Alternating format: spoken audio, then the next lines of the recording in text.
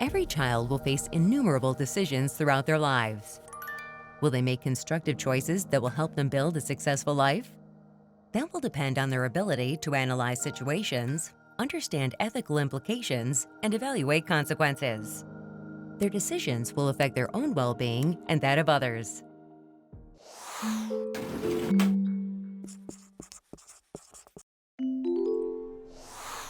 I think for responsible decision making, what we're really talking about here is teaching kids to think through all the parts of a problem and really understand it in a deeper way, so that they're not making impulsive decisions, that they're thinking about, if I make this decision, what are the consequences of that decision? So we're actually trying to think through a few steps ahead.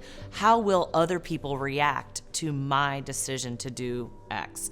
That's actually involving your social awareness and your relationship skills as you're thinking through your responsible decision making. When you're thinking about responsible decision making, we have to think too as adults, how much do we help kids make decisions? We have a lot of kids in college and young adults, anxiety and depression's through the roof, and I think there's a lot of kids that turn into adults that aren't sure how to make a decision on their own.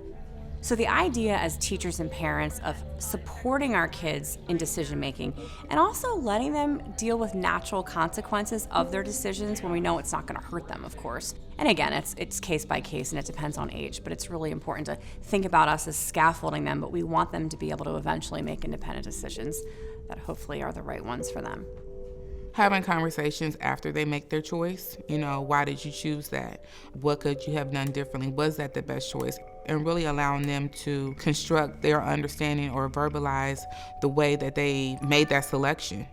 Sometimes it may be because it was enticing, or because you thought it would be fun, or they thought it would have a certain outcome, and that may really give us some insight on how do we present choices? What choices can we present that in the end really gives us what we're looking for? Because choice allows growth and opportunity. As we think about discipline or consequences, really having our young people think through what happened, why did I do what I did, how did that make others feel, and then what's appropriate for me to do now, both in terms of having a consequence, but also to repair the damage.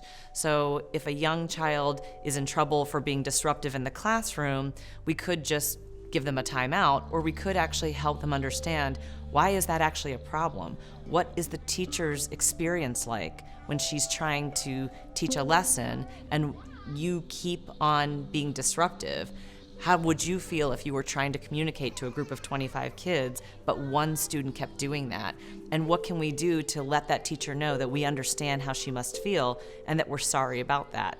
They're much more likely to really reflect on that and not do it again and to apologize appropriately than had they just been sent out or lost recess or just excluded from instruction as a timeout.